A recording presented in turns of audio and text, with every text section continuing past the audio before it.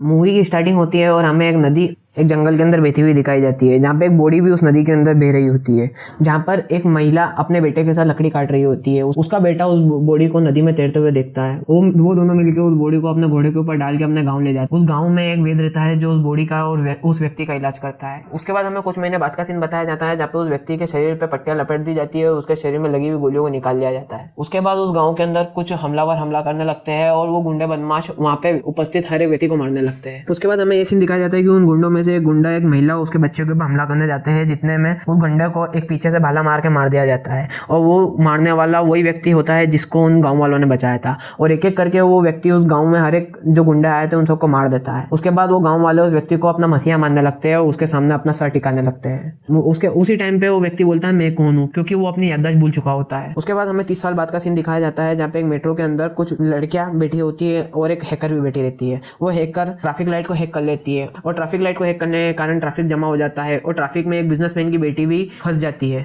जो अपनी एग्जाम के लिए लेट हो रही होती है। वो एग्जाम में लेट ना हो इससे बचने के लिए वो मेट्रो को प्रेफर करती है और मेट्रो में चल जाती है। जब वो मेट्रो में चल जाती है तो मेट्रो को हाईजैक कर लिया जाता है 6 महिलाओं के द्वारा। वो उन्हीं 6 महिलाओं में से एक महिला को एक पुलिस ऑफिसर मारने लगता है और उसके हाथ में गन लेके बोलता है कि मैं पुलिस ऑफिसर हूँ, डरने की कोई जरूरत नहीं है। तब हमें शाहरुख खान को दिखाया जाता है जो उस पुलिस ऑफिसर की तरफ बढ़ता है और उस पुलिस ऑफिसर से गन छीनकर उस पुलिस ऑफिसर को बांध के उसी मेट्रो में डाल देता है और उसके फेस पर अपना मास्क चिपका देता है। उसके बाद हमें नेक्स्ट सीन दिखाया जाता है जहाँ पे शाहरुख खान उस ट्रेन को हाईजैक कर लेता है और उस ट्रेन में एक बुरके वाली औरत को मार देता है। उसके बाद हमें मेट्रो हेडक्वार्टर का सीन दिखाया जाता है, जहाँ पे नम्रता आती है और शाहरुख खान से नेगोशिएशन करने लगती है। तभी शाहरुख खान बोलता है कि मैं एग्रीकल्चर मिनिस्टर से बात करना चाहता हूँ, तो मैं गाना चला रहा हूँ, वो गाना 5 मिनट 10 सेकंड का है, वो गाना खत्म होने से पहले मुझे एग्रीकल्चर मिनिस्टर तुम्हारे पास खड़ा होने चाहिए। उसके बाद हमें एग्रीकल्चर मिनिस्टर को दिखाया जाता है जो नम्रता के पास में खड़े होते हैं और वो शाहरुख खान से नेगोशिएशन करने की कोशिश करते हैं। शाहरुख खान से नेगोशिएशन करते समय शाहरुख खान मिनिस्टर से 40,000 करोड़ रुपए की डिमांड करता है और उससे वो बोलता है कि तुम्हारे पास अभी 10 मिनट में कॉल आएगा, एक बिजनेसमैन का कॉल आएगा जो तुम्हें 40,000 करोड़ रुपए देगा। उसके बाद शाहरुख खान उस बिजनेसमैन की बेटी के पास जाता है जिसका नाम आलिया होता है। उससे बोलता है अपने पापा को फोन लगाओ, उनसे 40,000 करोड़ रुपए मांगो। उसके बाद हमें नेक्स्ट सीन दिखाया जाता है जहाँ पे विजय सेतुपति एक का फ्यूनरल अटेंड कर रहा होता है और वो फ्यूनरल जिसका अटेंड कर रहा होता है उसको भी उसी ने ही मारा था। इस पिक्चर में विजय सेतुपति का नाम काली होता है। उसके बाद काली को बाद में पता चलता है कि उसकी बेटी आलिया को मेट्रो में किसी ने किडनैप कर लिया है। उसके बाद काली 40,000 करोड़ रुपए देने के लिए तैयार हो जाता है। वो 40,000 करोड़ रुपए शाहरुख खान के अकाउंट में ट्रांसफर कर देता है। तो उसी समय आलिया शाहरुख खान को बोलती है कि तुम चीटर हो, तुमने मेरे जरिए मेरे पापा से 40,000 करोड़ रुपए की मांग की है। तभी शाहरुख खान उसके पास में खड़ी हुई एक लड़की को जो उसकी मेंबर होती है आलिया के सामने खड़ा करता है और आलिया को उसकी स्टोरी सुनाता है। उसके बाद हमें उस लड़की की स्टोरी बताते हैं जिसमें वो एक स्टूडेंट होती है और उसके पापा एक किसान होते हैं और उसके पापा कर्ज ना चुकाने के कारण आत्महत्या कर लेते हैं। उसके बाद हमें नेक्स्ट सीन दिखाया जाता है जहाँ पे मेट्रो में हर एक जना उस लड़की की कहानी सुनने के बाद इमोशनल हो जाता है और उसके बाद शाहरुख खान उस बुरके वाली औरत के पास जाता है जिसको उसने मारा था और उससे जाके बोलता है मोहतरमा खड़े हो जाओ। उसके बाद वो लड़की खड़ी हो जाती है जो मरने की एक्टिंग कर रही थी। उसके बाद हमें नेक्स्ट सीन दिखाया जाता है जहाँ पे वो हैकर उस ट्रेन को चालू कर देती है और वो ट्रेन वापस चलने लगी है। इसके नेक्स्ट सीन में हमें बताया जाता है कि नेक्स्ट मेट्रो स्टेशन पे नम्रता अपने साथियों के साथ में शाहरुख खान उसकी टीम को पकड़ने का इंतजार करती है। जब ट्रेन वहां पर आके खड़ी होती है तो उस ट्रेन से एक बच्चा जिसके फेस पे मास्क लगा होता है वो बाहर निकलता है और ऐसे एक एक करके सारे पैसेंजर उस ट्रेन से बाहर निकलने लगते हैं जिनके चेहरे पे सेम मास्क था जो शाहरुख खान के चेहरे पे लगा हुआ था। इसी बीच शाहरुख खान और उसकी टीम उस ट्रेन से बाहर निकलते हैं और ट्रेन के अंदर नम्रता हमला करने लगती है। तब उसको पता चलता है कि ट्रेन के अंदर जो मशीन गन लगी हुई है वो एक नकली मशीन गन है और रिमोट के थ्रू वो चलाई जा रही थी। उसके बाद हमें नेक्स्ट सीन दिखाया जाता है जहाँ पे काली अपने भाई के साथ बैठा होता है और नम्रता उसके सामने खड़ी होती है, जहाँ पे नम्रता बताती है कि वहाँ पे 6 लड़कियां थी, वो 6 लड़कियों का एक चीफ भी था। उसी के साथ साथ हमें नेक्स्ट सीन दिखाया जाता है जहाँ पे वो 6 लड़कियां एक जेल के अंदर जाने की कोशिश करती और वो जेल के अंदर चली जाती है। हाँ, वो उस जेल की कैदी होती है। उसके बाद हमें नेक्स्ट सीन दिखाया जाता है जहाँ पे आलिया अपने पिता से बात कर रही होती है और आलिया उस चीफ का नाम बताती है जिसने उस ट्रेन को हाईजैक किया था और वो उस चीफ का नाम विक्रम राठौर बताती है। ये सुनने के बाद काली थोड़ी देर के लिए सदमे में आ जाता है। उसके बाद हमें नेक्स्ट सीन उसी जेल का दिखाया जाता है जहाँ पे वो 6 लड़कियां रहती है, जहाँ पे हमें दिखाया जाता है कि शाहरुख खान जो है वो उसी जेल का एक पुलिस ऑफिसर है। उसके बाद हमें नेक्स्ट सीन दिखाया जाता है जहाँ पे शाहरुख खान ये बोलता है कि मैं इस जेल में 8 साल से रह रहा हूँ और इस जेल की हर एक महिला मेरे लिए माँ और बहन के समान है। उसके बाद हमें गाना दिखाया जाता है। गाने के तुरंत बाद हमें दिखाया जाता है कि शाहरुख खान को एक लड़की देखने के लिए है, पर असल में लड़की देखने नहीं आई है, लड़की की बेटी उसको देखने के लिए आई है। लड़की की बेटी उससे बात करने के लिए उसको साइड में ले जाती है और उससे बात करती है। लड़की की बेटी बोलती है कि मुझे पापा की जरूरत है, और ये सुनने के बाद शाहरुख खान इमोशनल हो जाता है और वो शादी के लिए हाँ कर देता है बिना उसकी माँ को देखे हुए। उसके बाद हमें एक नेक्स्ट सीन दिखाया जाता है जिसमें वही पुलिस ऑफिसर बताया जाता है जिसे शाहरुख खान ने मेट्रो में कैद कर लिया था। वो पुलिस ऑफिसर कुछ तलाश कर रहा होता है। उसके नेक्स्ट सीन में हमें बताया जाता है कि शाहरुख खान उसी जेल में काम कर रहा है। उसी समय उसकी बेटी का कॉल आता है जो ये बोलती है कि वो स्कूल की एग्जाम में फेल हो गई है। फिर शाहरुख खान उसका पिता बन के टीचर से मिलने जाता है। जब वो टीचर से मिलने जाता है तभी उस बेटी की असली माँ यानी नम्रता वहाँ आ जाती है और शाहरुख खान उसको देख के डर जाता है। उसके बाद नम्रता शाहरुख खान से बात करती है और शाहरुख खान को बोलती है कि सूजी उसकी बेटी है। इसके बाद हमें एक नेक्स्ट गाना दिखाया जाता है जिसमें हमें शाहरुख खान और नम्रता की सगाई दिखाई जाती है। इसके नेक्स्ट सीन में हमें दिखाया जाता है कि एक मंत्री जो है वो भाषण दे रहा होता है और वो मंत्री हेल्थ मिनिस्टर होता है और वो अपने भाषण में बोलता है कि उसने सरकारी अस्पतालों को प्राइवेट अस्पतालों से भी ऊपर पहुंचा दिया है सुविधाओं में। उसी में नेक्स्ट सीन हमें दिखाया जाता है जहाँ पे सरकारी अस्पतालों की जर्जर हालत हमको दिखाई जाती है। उसी समय मंत्री बोलता है कि अगर अभी मुझे कोई गोली भी मार दे तो मुझे सरकारी अस्पताल में इलाज के लिए भेजना, ना कि प्राइवेट हॉस्पिटल में। उसी समय उसको कोई गोली मार देता है। उसके तुरंत बाद हमें शाहरुख खान को दिखाया जाता है जो कि उस हेल्थ मिनिस्टर को अपनी एम्बुलेंस में बिठा के ले जा रहा होता है। उसके बाद हमें नेक्स्ट सीन दिखाया जाता है जहाँ पे हमें उस हेल्थ मिनिस्टर को शाहरुख खान एक जर्जर और टूटे हुए हॉस्पिटल में ले जाता है। उसके बाद शाहरुख खान के मेंबर्स उस हॉस्पिटल के आसपास बैरिकेडिंग कर देते हैं और वहाँ पे बम लगा देते हैं। उसके बाद नेक्स्ट सीन हमें उस हॉस्पिटल के अंदर का दिखाया जाता है जहाँ पे शाहरुख खान एक डॉक्टर से उस मिनिस्टर का इलाज करने के लिए बोलता है, पर डॉक्टर बोलता है कि यहाँ पे कोई इक्विपमेंट नहीं है, ना ही यहाँ पे कोई डॉक्टर है जो इलाज कर सके। उसी समय शाहरुख खान अपने मोबाइल से कैमरा ऑन करके ये न्यूज को पूरे न्यूज चैनल्स को बता देता है और इस न्यूज को सारी पब्लिक देखने लगती है। और उसी समय नम्रता से वो नेगोशिएशन चालू करता है और नेगोशिएशन में करते समय वो बोलता है कि मैं एक व्यक्ति का तुमको जानकारी दे रहा हूँ और मैं चाहता हूँ कि वो व्यक्ति मीडिया के सामने जाके इस हॉस्पिटल में 3 साल पहले क्या हुआ था उसका सच बताए। उसके बाद उस व्यक्ति से बात करते हैं जो हेल्थ सेक्रेटरी होता है, जिसको ये फोर्स किया जाता है कि वो 3 साल पहले इस हॉस्पिटल में क्या हुआ था उसकी सच्चाई बताए। उसके बाद वो हेल्थ सेक्रेटरी मीडिया के सामने जाके बोलता है कि आज से 3 साल पहले मैंने भ्रष्टाचार किया था इस हॉस्पिटल में और ऑक्सीजन सिलेंडर की कमी के कारण इस हॉस्पिटल में 60 बच्चों की मौत हो गई थी और उस मौत का इल्जाम मैंने उसी हॉस्पिटल में काम करने वाली एक महिला के ऊपर लगा दिया था जो उस हॉस्पिटल में डॉक्टर नहीं थी। उसके बाद हमें बताया जाता है कि वो महिला शाहरुख खान की टीम मेंबर ही थी जिसको ये इल्जाम के कारण जेल जाना पड़ गया था। उसके बाद शाहरुख खान नेक्स्ट डिमांड करता है जहाँ पर वो 234 हॉस्पिटल की लिस्ट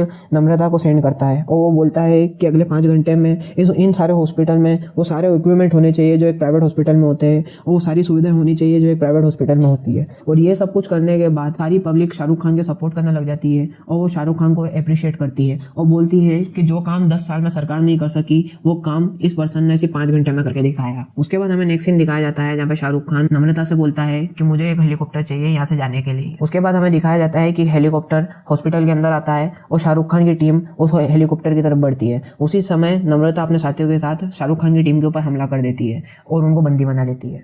उसके नेक्स्ट सीन में हमें बताया जाता है कि हॉस्पिटल के आसपास बम ब्लास्ट होने लगते हैं और हॉस्पिटल की एक दीवार टूट जाती है और दीवार टूटने के बाद हमें शाहरुख खान दिखाए जाते हैं। शाहरुख खान का फेस आधा कवर रहता है। उसके बाद हमें नम्रता और शाहरुख खान के बीच में एक छोटी सी फाइट दिखाया जाता है जहाँ पे शाहरुख खान उसको मारे बिना बचने की कोशिश करता है। उसके बाद हमें बताया जाता है कि शाहरुख खान की टीम मेंबर्स उस हेलीकॉप्टर में चढ़ने लगते हैं और शाहरुख खान भी उस हेलीकॉप्टर में चढ़ने लगता है।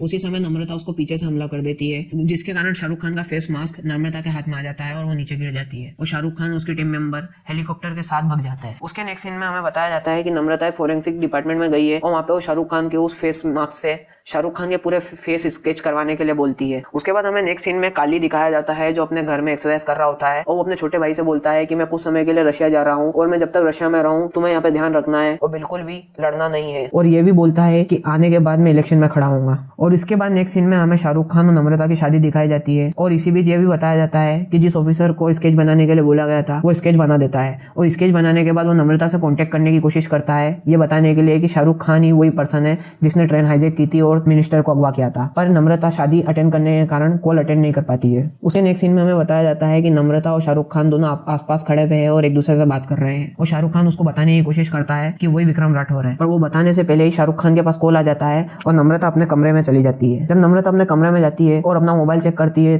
तब उसको पता चलता है कि शाहरुख खान ही विक्रम राठौर था। उसके बाद नम्रता अपनी पिस्टल लेके शाहरुख खान के ऊपर तान देती है। इस पिक्चर में शाहरुख खान का नाम आजाद होता है। उसके बाद हमें नेक्स्ट सीन दिखाया जाता है जहाँ पे शाहरुख खान और नम्रता के ऊपर कोई अनजान व्यक्ति आके गोलियां चलाने लगते हैं और उन दोनों को किडनैप करके अपने साथ ले जाते हैं और शाहरुख खान की टीम मेंबर जो है वो शाहरुख खान और नम्रता को ढूंढने की कोशिश करने लगते हैं। उसके बाद पता चलता है कि शाहरुख खान को जिसने अगवा किया था वो और कोई नहीं काली का छोटा भाई ही था। उसके बाद काली का छोटा भाई नम्रता को गोली मार देता है और जैसे ही वो नम्रता को दूसरी गोली मारने वाला होता है उसी समय एक दूसरे पर्सन की एंट्री होती है। वो और कहीं नहीं शाहरुख खान के असली पिता थे जिनका नाम विक्रम राठौर था। उसके बाद हमें एक फाइटिंग सीन दिखाया जाता है जहाँ पे विक्रम राठौर काली के छोटे भाई और उसके आदमियों को बहुत बुरी तरह मारते हैं और काली के छोटे भाई को जान से मार देते हैं। उसके बाद हमें नेक्स्ट सीन दिखाया जाता है जहाँ पे विक्रम राठौर अपने बेटे यानी शाहरुख खान को अपने कंधे पे डाल के कहीं ले जा रहा होता है।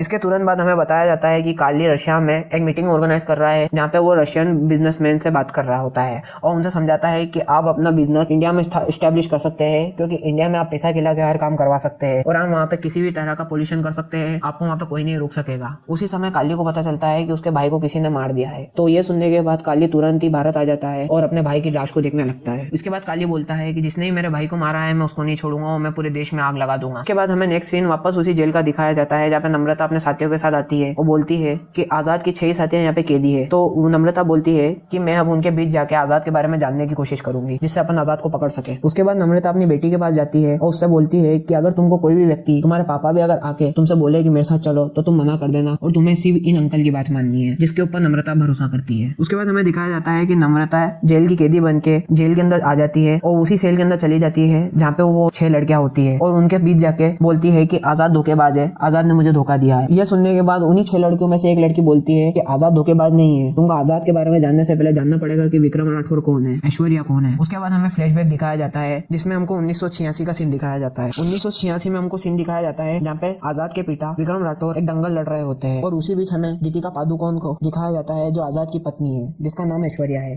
उसके बाद हमें गाना दिखाया जाता है और गाना खत्म होते थे हमें समझ आ जाता है कि विक्रम राठौर इस देश का एक ऑफिसर है। उसके बाद हमें विक्रम राठौर और उसके टीम मेंबर्स एक मीटिंग अटेंड करते हुए दिखाए जाते हैं जहाँ पे उनका ऑफिसर बोलता है कि तुम्हें इस देश में जाके अपने साथियों को बचा के लाना है। उसके बाद वो ऑफिसर बोलता है कि यहाँ पे टेररिस्ट ने अटैक कर दिया है और वहाँ पे अपने देश के बहुत सारे लोग बंदी बना लिए गए हैं और तुमसे पहले कुछ फौजी जो वहाँ पे भेजे गए थे उनको वहाँ पे उन्होंने मार दिया है, तो तुमको उन बंदियों को वापस अपने देश में लेके आना है। तो फिर शाहरुख खान की टीम ये बोलती है कि हम उन बंदियों को वापस हमारे देश में लेके आ जाएंगे और वो उस देश के लिए निकल जाते हैं। उसके बाद हमें विक्रम राठौर और उसकी टीम को बताया जाता है जो उस देश में आ जाते हैं। विक्रम राठौर ने फौजी ड्रेस पहन रखी होती है, उसके हाथ में एक गन होती है। उसके बाद वो एक एक करके वहाँ पे जितने भी टेररिस्ट है उनको मारने लगते हैं। उसी बीच विक्रम राठौर के एक मेंबर की बंदूक काम करना बंद हो जाती है। उसके बाद एक एक करके सारी बंदूकें काम करना बंद हो जाती है और विक्रम राठौर की बंदूक भी काम करना बंद हो जाती है। उसके बाद विक्रम राठौर उसके मेंबर किसी भी करके वहाँ के सारे टेररिस्ट को मार देते हैं, पर इसी बीच विक्रम राठौर के एक मेंबर की मौत हो जाती है। उसके बाद हमें वापस एक इंडिया का सीन दिखाया जाता है जहाँ पे बहुत सारे सैनिक खड़े हुए होते हैं और विक्रम राठौर को उनकी जाबाजी के लिए अवार्ड मिल रहा होता है। उसी स्पीच में विक्रम राठौर बोलते हैं कि इससे पहले वाले सैनिक भी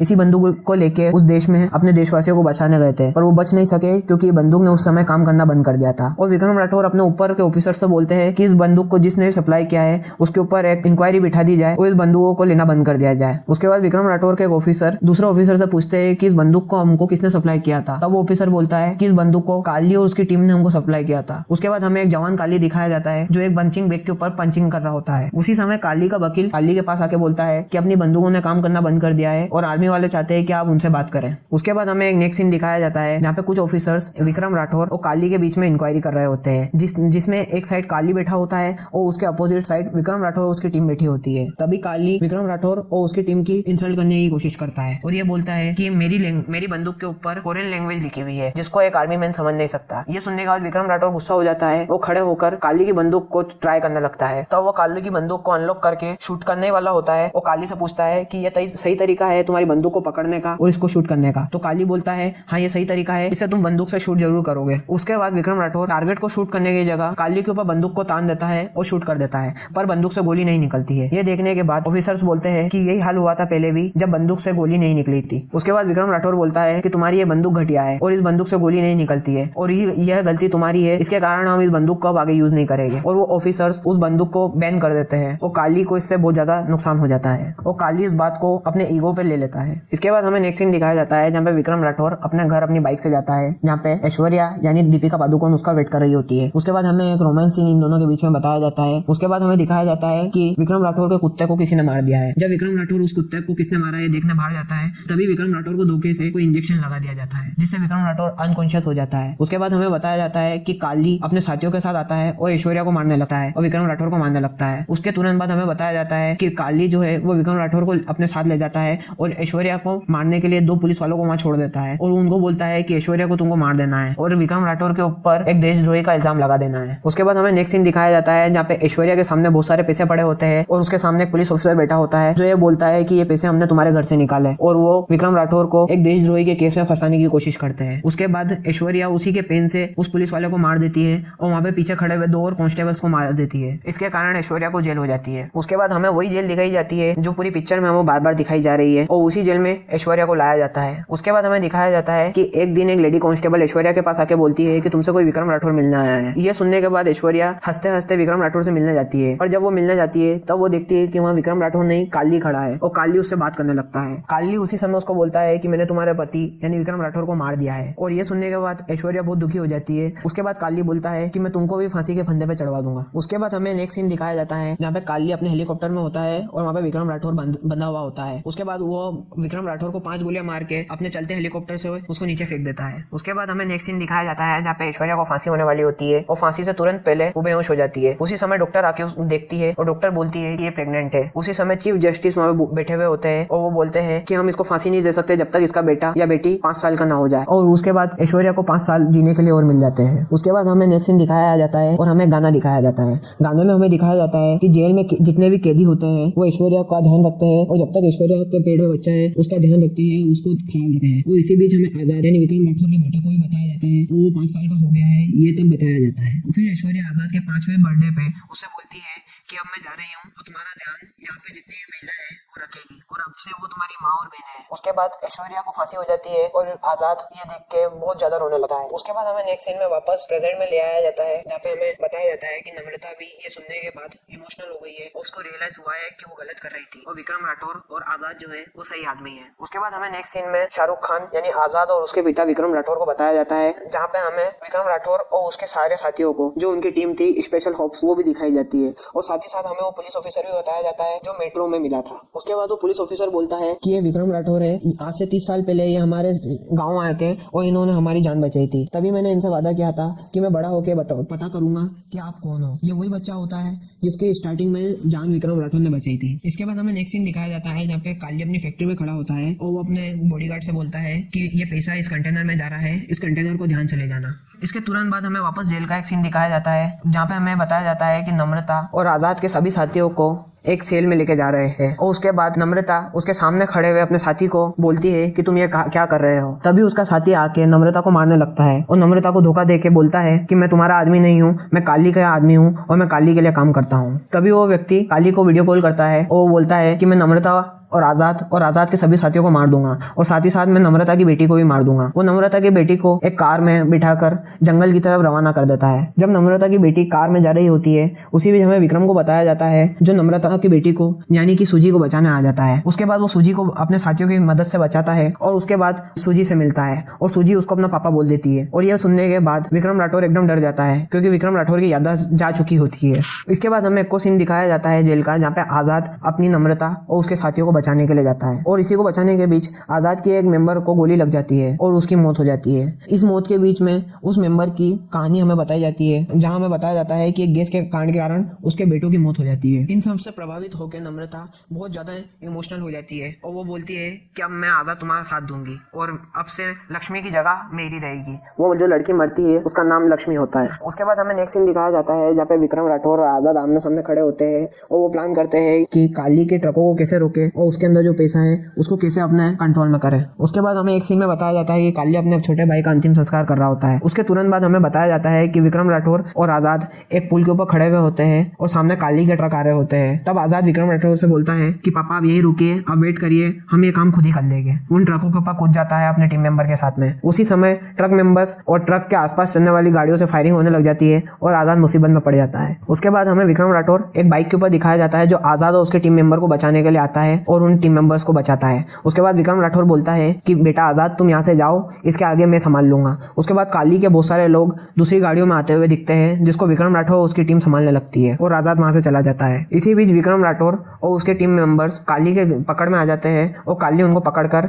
अपने स्थान पे लेके आ जाता है। उसी बीच काली देखता है कि टीवी पर विक्रम राठौर बता रहे हैं। तब वो बोलता है कि अगर दो विक्रम राठौर कैसे हो सकते हैं। तब विक्रम राठौर का एक टीम मेंबर बोलता है कि ये विक्रम राठौर असली है और वो विक्रम राठौर का बेटा है आज़ाद। उसके बाद काली को समझ पड़ता है कि जिस विक्रम राठौर को उसने 30 साल पहले मारा था वो मरता नहीं है। उसके बाद हमें नेक्स्ट सीन में बताया जाता है कि आज़ाद जिस जेल में काम कर रहा था उसी जेल को उसने हाईजैक कर लिया है और उस जेल के अंदर जितनी भी महिलाएं रहती है वो आज़ाद का साथ देती है। उसके बाद हमें नेक्स्ट सीन में बताया जाता है कि एक नया ऑफिसर जो आज़ाद से बात कर सके उसको अपॉइंट किया जाता है और वो कोई नहीं संजू बाबा होते हैं जो अपने स्कूटर पे अंदर आते हैं। उसके बाद हमें नेक्स्ट सीन दिखाया जाता है जहाँ पर संजू बाबा अपने 100 ऑफिसर्स को बोलते हैं कि तुमको जेल के अंदर जाना है और आज़ाद को मार के आना है। जब वो जेल के अंदर जाते हैं तो गोलियों की आवाज़ आने लगती है और संजू बाबा बोलते हैं देखो मेरे सैनिकों ने काम कर दिया, उन्होंने आज़ाद को मार दिया।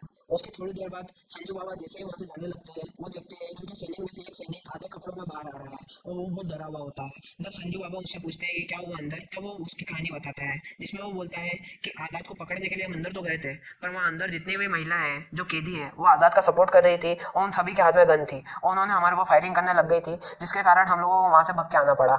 उसके बाद संजू बाबा आज़ाद से बात करते हैं और आज़ाद से बोलते हैं कि तुम्हारी डिमांड क्या है। उसके बाद आज़ाद संजू बाबा से बोलता है कि मुझे the honourable head of state के साइन इस डॉक्यूमेंट के ऊपर चाहिए। ये सुनने के बाद संजय बाबा भी टेंशन में आ जाते हैं। उसके बाद आज़ाद 2 ईवीएम मशीन्स को वहाँ पे बाहर भेजता है और ये देखने के बाद पूरे देश एकदम घबरा जाता है क्योंकि आज़ाद ने सारी ईवीएम मशीन्स को अपने कब्जे में ले लिया था। अब ये उसने कब किया था, जब वो प्लानिंग कर रहा था अपने पापा के साथ मिलकर काली के ट्रकों को पकड़ने का। उसी बीच नम्रता सारी ईवीएम मशीन को अपने कब्जे में करने निकल गई थी। इसके बाद हमें नेक्स्ट सीन दिखाया जाता है जहाँ पे ऑनरेबल हेड ऑफ स्टेट बैठे हुए होते हैं और आज़ाद की मांग के हिसाब से वो बोलते हैं कि वो ये 53 फैक्ट्रियों को परमानेंटली बंद करने की मांग कर रहा है जिससे बहुत ज्यादा पोल्यूशन इंडिया के अंदर हो रहा है और जिससे बहुत ज्यादा दिक्कतें इंडिया के अंदर फैल रही है। उसके बाद हमें बताया जाता है कि the honourable head of state उस डॉक्यूमेंट के ऊपर साइन कर देते हैं जिससे वो सारी फैक्ट्रियां बैंड हो जाती है। उसके बाद शाहरुख खान अपना असली फेस रिवील कर देता है और अपना असली फेस रिवील करने के बाद वो बोलता है कि मेरा नाम आज़ाद है और मेरे पिता का नाम विक्रम था और वो सारी ईवीएम मशीन्स को पीछे रखकर जिसमें वो बोलता है कि तुम जो देश का नागरिक सारे मिलके